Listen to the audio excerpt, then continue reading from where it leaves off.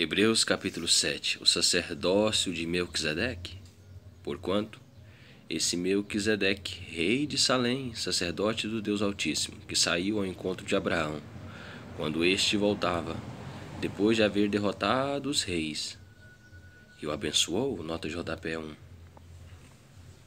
Embora o autor de Hebreus não afirme claramente que Melquisedeque foi uma cristofania, é revelador o fato de ele não ter origem, genealogia e ocupar simultaneamente duas posições de grande poder, elementos que reforçam o pensamento do autor quanto à prefigura pré-existência do eterno Messias, Jesus Cristo. O nome Salém vem do hebraico antigo Yerushalem, cujo sentido primitivo teria sido capital da guerra e da paz. Mais tarde, essa expressão passou para o idioma aramaico como cidade de paz. Gênesis 14, versículo 18 até o 20. Isaías 23, versículo 5, versículo 6. Isaías 33, alguém soltando fogos. Isaías 33, versículo 15, versículo 16. Para o qual também Abraão entregou o dízimo de tudo. Em primeiro lugar, seu nome quer dizer Rei de Justiça. Em segundo lugar, Rei de Salém, que significa Rei da Paz. Sem pai, sem mãe, sem origem, nem antepassados.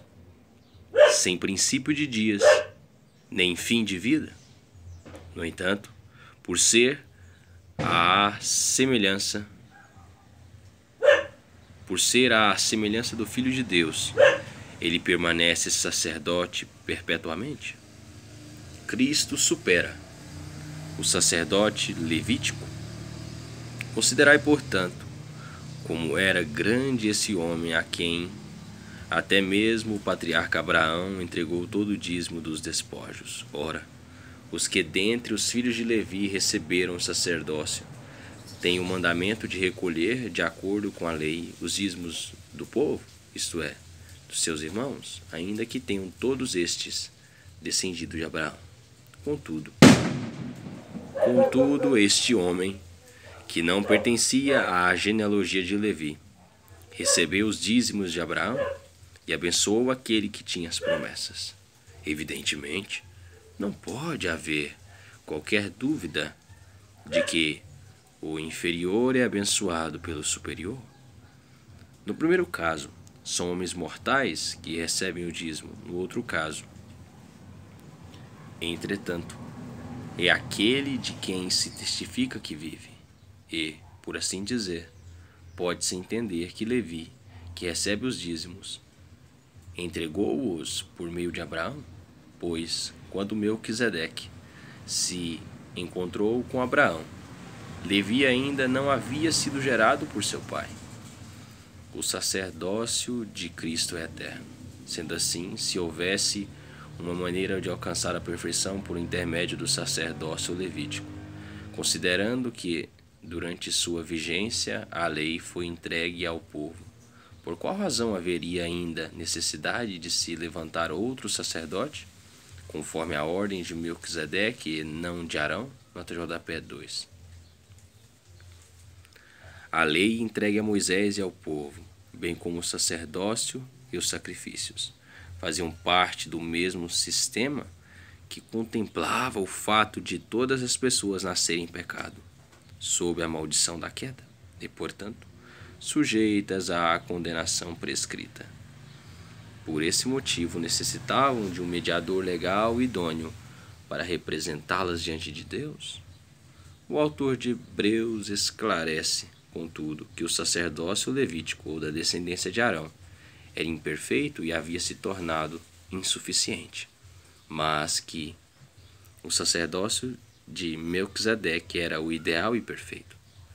A história registra que a proclamação daquele que viria a ser sacerdote para sempre, o Messias, foi escrita profeticamente bem na metade do período em que os sacerdotes levitas exerciam seu serviço ministerial, mostrando que o sacerdócio levítico existente deveria dar lugar a um sistema melhor. Salmo 110, versículo 4.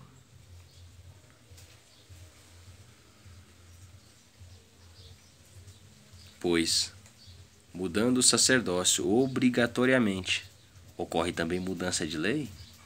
Porque aquele sobre quem se fazem estas afirmações pertencia a outra tribo, da qual ninguém jamais havia servido diante do altar. Porquanto, é bem sabido que o nosso Senhor descende de Judá, tribo da qual Moisés nada fala quanto a sacerdócio. E esse fato torna-se ainda mais claro com o surgimento de outro sacerdote, à semelhança de Melquisedeque, não constituído segundo o decreto de um mandamento humano relativo à linhagem, mas de acordo com o poder de uma vida inextinguível, porque sobre ele está escrito: Tu és sacerdote para sempre, conforme a ordem de Melquisedeque. Nota de rodapé 3. De acordo com a lei, a função sacerdotal fora outorgada exclusivamente à tribo de Levi, Deuteronômio 18:1. Porém, Jesus, em sua humanidade, pertencia à árvore genealógica de Judá, uma tribo não sacerdotal. Entretanto, o autor de Hebreus destaca que Jesus é sacerdote eterno, segundo Melquisedeque, e, portanto, indestrutível. Versículo 21 do capítulo 7 de Hebreus. Assim, o mandamento anterior é anulado por causa da sua fragilidade e inutilidade. Nota de rodapé 4. Como defendeu o apóstolo Paulo, a lei é santa e justa, todavia não é capaz de transformar em justos aqueles que violaram seus mandamentos e, portanto, pecaram. Nem ao menos pode oferecer à humanidade o necessário poder para vencer o mal e o pecado. Romanos 7:12. A lei foi apenas um sistema preparativo para a definitiva lei da salvação em Cristo. Gálatas 3, do versículo 23 até o versículo 25, Mateus 5:17. A antiga aliança se cumpre plenamente na nova aliança da perfeita redenção e nos capacita a nos achegarmos à presença íntima de Deus. Colossenses 1:5. Pois a lei jamais conseguiu aperfeiçoar nada, sendo, portanto, estabelecida uma esperança muito superior por meio da qual temos pleno acesso a Deus. E não foi sem juramento que esse fato se deu.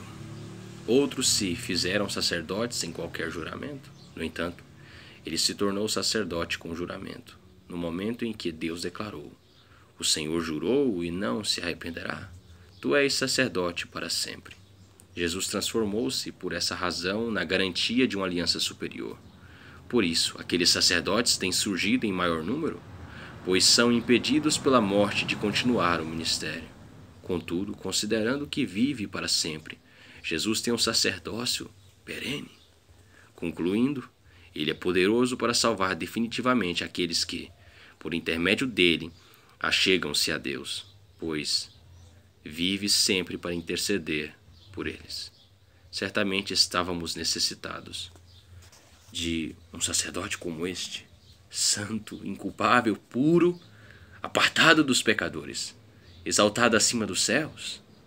Diferente dos outros sumos sacerdotes, ele não precisa oferecer sacrifício dia após dia, que oferecem primeiro por seus próprios pecados e somente depois pelos pecados do povo. Porque no momento em que ofereceu a si mesmo, realizou esse sacrifício de uma vez por todas. Nota de rodapé 5. A cruz de Cristo marca definitivamente na história do universo o ponto central do plano redentor de Deus para toda a humanidade. O fato do sacrifício do Filho de Deus, o ato do sacrifício do Filho de Deus, o ato do sacrifício do Filho de Deus encerra o longo e árduo período histórico de preparação e inaugura a era escatológica. Hebreus 1, versículo 1, versículo 2, Gálatas 4:4, Romanos 3:26. Toda a certeza de salvação, esperança, fé no estabelecimento completo do reino de Deus emana do sacrifício vicário de Jesus Cristo oferecido uma única vez, para sempre. Para sempre, para sempre. Isaías 53, versículo 6, versículo 10.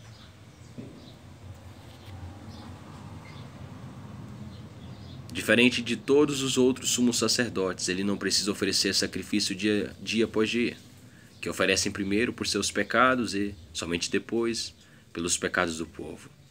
Porque no momento em que ofereceu a si mesmo, realizou esse sacrifício de uma vez por todas. Porquanto a lei designa sumos sacerdotes a homens que têm fraquezas, mas o juramento, que veio depois da lei, estabelece por toda a eternidade o Filho, que foi aperfeiçoado. Nota de rodapé 6. Os sumos sacerdotes humanos, por mais dedicados que fossem, não eram capazes de viver sem cometer algum pecado, como prova a história até nossos dias. Mortais e, portanto, impermanentes, segundo a lei, somente podiam oferecer sacrifícios de animais que jamais serviriam de substitutos suficientes para o ser humano, criado à imagem de Deus. Cristo, entretanto, foi aperfeiçoado ao enfrentar e vencer as tentações, jamais tendo sucumbido a pecado algum, oferecendo em tudo ao Pai, obedecendo, sendo obediente em tudo ao Pai, estabeleceu uma perfeição eterna. Gênesis capítulo 1, versículo 26 até o versículo 28. Hebreus capítulo 2, versículo 10, Hebreus 5, versículo 8.